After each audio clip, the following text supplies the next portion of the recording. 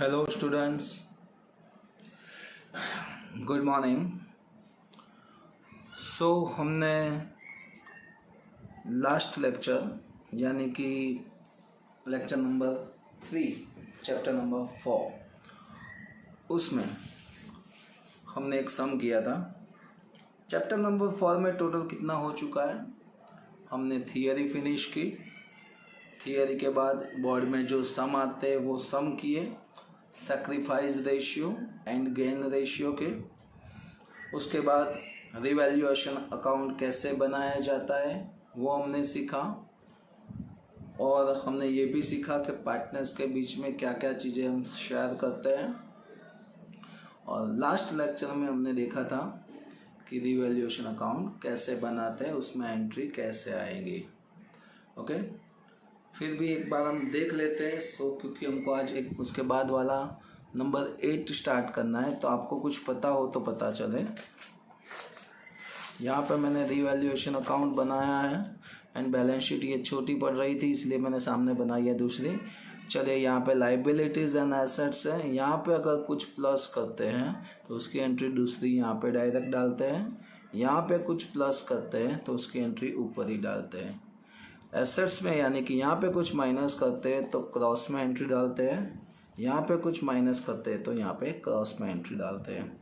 आपकी बुक में सिर्फ रिवैल्यूएशन अकाउंट बनाने को बोला है, बट हम बैलेंस शीट भी बनाते हैं साथ में, क्योंकि आपको ज़्यादा पता चले कि बैलेंस शीट में एंट्री कहाँ पे आती है और रिवैल्यूएशन में आती है कहाँ पे। हम सम स्टार्ट करेंगे। यहाँ नीचे दिया हुआ है कुछ ऐसे। Harish, Dhruvil and Manoj are the partners of partnership firm. Their profit and loss sharing ratio is 3:2:1. So यहाँ पे रेशियो दिया है 3:2:1। लास्ट लेक्चर में किसी ने मेरे को पूछा था कि प्रॉफिट कैसे फाइंड करते हैं, वो आज मैं यहाँ पे थोड़ा एक्सप्लेन ज़्यादा करूँगा। देख लेना। Balance sheet of the firm as on 31st March 2017 is as given on page number 1 to 3। देखते हैं। यहाँ आपको लाइबिलिटीज़ दिए, एसेट्स दिए। लाइबिलिटीज़ में आपको कैपिटल दिए और अदर लाइबिलिटीज़ है। एसेट्स में सारी की सारी एसेट्स है। लास्ट टाइम मैंने आपको बताया था सम कैसे स्टार्ट करना है, कहाँ से स्टार्ट करना है। ओके, ये इतना दिया है। उसके बाद नीचे कुछ इंफॉर्मेशन है। As on above balance sheet date, profit and loss sharing ratio is changed to 1:3:2, and also decide for the valuation of assets and liabilities of business as follow। यहाँ पे ऐसा बोला है कि ये अपने P&L रेशियो चेंज कर रहे हैं। न्यू रेशियो है 1:3:2। उसकी यहाँ पे हमको कोई ज़रूरत नहीं है अभी, तो इसीलिए हमको रिवैल्यूएशन अकाउंट बनाना है। Land is increased up to 3,50,000 and building value is increased by 70,000। Okay, हम उसको टिक मार्क कर देंगे, लैंड बिल्डिंग। उसके बाद बोला है machinery value keep up to 1,50,000। Machinery की यहाँ पे एडजस्टमेंट है तो मशीनरी पे हम टिक मार देंगे। उसके बाद इन्वेस्टमेंट वैल्यू डिक्रीज 20%, इन्वेस्टमेंट पे टिक मार्क कर देंगे। उसके बाद बोला है provide 10% for bad debts reserve and 5% for discount reserve on debtors. Debtors पे टिक मार्क हो जाएगा। उसके बाद बोला है 50% स्टॉक वैल्यू डिक्रीज बाय 10%। ये स्टॉक यानी क्लोजिंग स्टॉक की बात चल रही है। उसके बाद देखते हैं unrecorded outstanding expense is amounted ₹2,000। तो ये ऑलरेडी आउटस्टैंडिंग एक्सपेंस दिया ही है। और अनरिकॉर्डेड प्रीपेड रेंट, तो प्रीपेड रेंट का यहाँ पे कुछ नहीं है, उसको उस पर टिक मार्क हम कर देंगे। चलिए, तो ये सम हम आज कंप्लीट करते हैं। देखते हैं।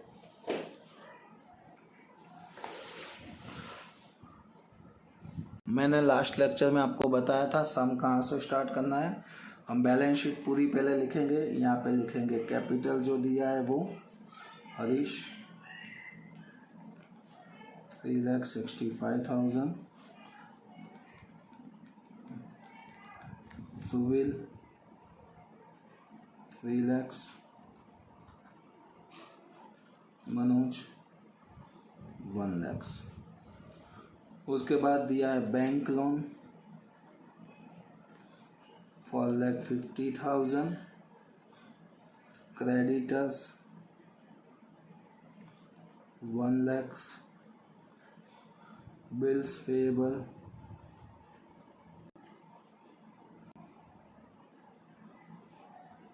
32,000,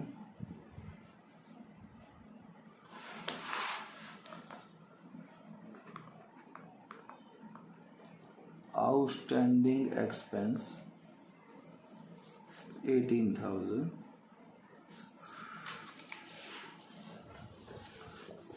एसेट्स की बात करते हैं। उसके बाद एसेट्स में यहाँ पे दिया है land 3 lakh, building 4,80,000, machinery 2 lakh, investment 1,20,000, debtors 80,000। थोड़ी जगह कम है तो यहाँ पे लिखते हैं बिल्स रिसीवेबल, कोई एडजस्टमेंट नहीं है तो डायरेक्टली बाहर 20, bank balance 1 lakh, cash balance 40,000, income receivable 10,000, closing stock 15,000। उसमें एडजस्टमेंट है सो हम इनर में लिख रहे हैं। चलिए, तो हमने ओनली फॉर बैलेंस शीट की डिटेल लिखी है। बैलेंस शीट में जो चीज़ जहाँ पे दी थी वो चीज़ हमने लिखी है। उसमें भी मोस्ट ऑफली जो एडजस्टमेंट थे उसको इनर में लिखा है।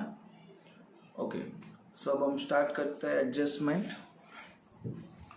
Land value is increase up to 3,50,000, यानी कि लैंड की वैल्यू 350 हो गई है।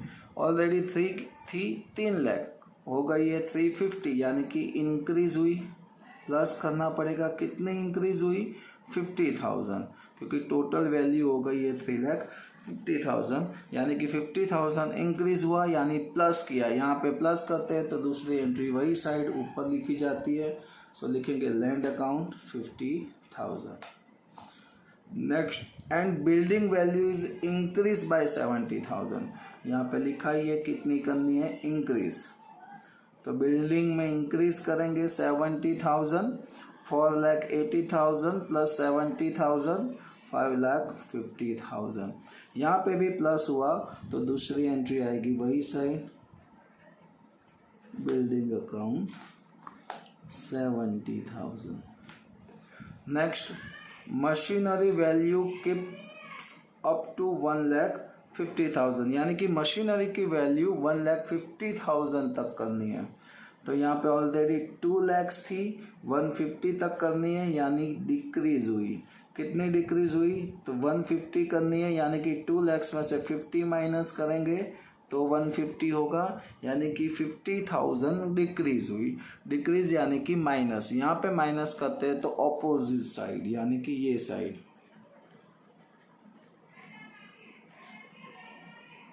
मशीनरी अकाउंट जितना डिक्रीज किया वही amount 50,000। Provide 10% for bad debt reserve. So ये डेटर्स पे काउंटिंग होगा, सॉरी एक और रह गया इन्वेस्टमेंट वाला। Number 3, investment value is decrease 20%। तो इन्वेस्टमेंट में डिक्रीज बोला है तो डिक्रीज करेंगे। 1,20,000 है, उसका 20%। सो 1,20,000 इंटू 20%, यानी कि 24,000। हम माइनस करेंगे तो यहाँ पे बचेगा 96,000। यहाँ पे माइनस हुआ है तो दूसरी एंट्री यहाँ पे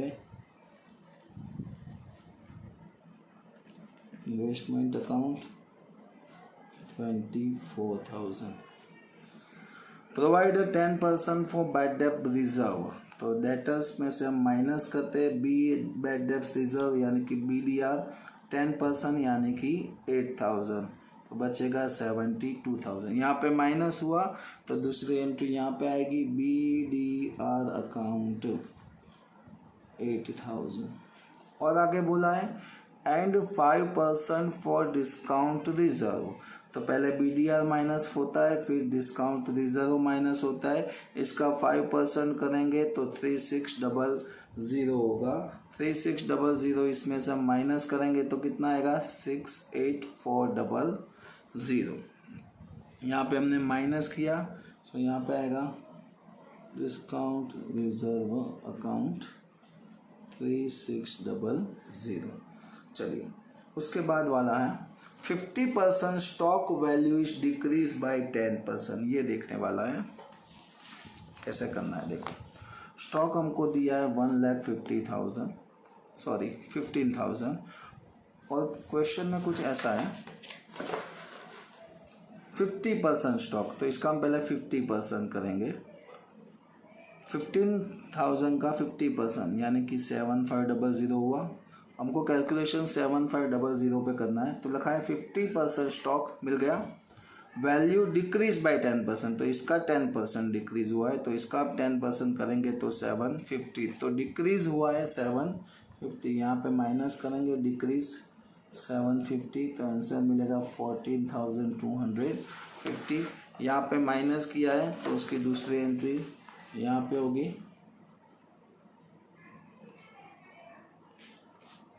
क्लोजिंग स्टॉक 750।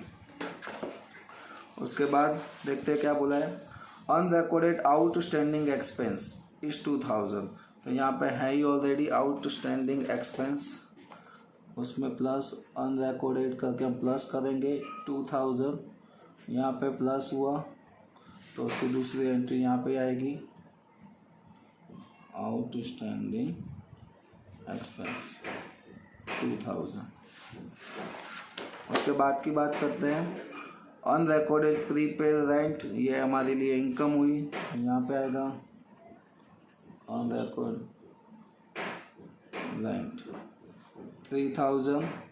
यहाँ पे लिखा तो वो सेकंड एंट्री यहाँ पे आएगी अनरिकॉर्डेड रेंट 3,000। ओके सो यहाँ तक हमने किया, यानी कि ये सब अब फिनिश हो है। अब हम क्या करेंगे रिवैल्यूएशन अकाउंट का हम टोटल लगाएंगे। सो रिवैल्यूएशन अकाउंट का हम टोटल करते हैं 50 + 70 + 3 1,23,000। ये साइड का ज़्यादा है यानी कि वो दोनों साइड लिख दिया। ये टोटल लगाया 1,23,000, वो दोनों साइड लिखा। ये 1,23,000 है, उसमें से 50,000 24,000 8,000 3,600 750 एंड 2,000, यानी कि ये सारी की सारी अमाउंट हमको माइनस करनी है। क्या करनी है माइनस। तो ये सारी की सारी अमाउंट हम माइनस करेंगे और जो अमाउंट मिलेगी उसको प्रॉफिट बोलते हैं। तो माइनस करने के बाद 34,650 मिल रहा है, इसको बोलते हैं प्रॉफिट। और ये प्रॉफिट हम तीनों पार्टनर्स यानी कि हरीश, ध्रुवील एंड मनोज के बीच में हम शेयर करते हैं।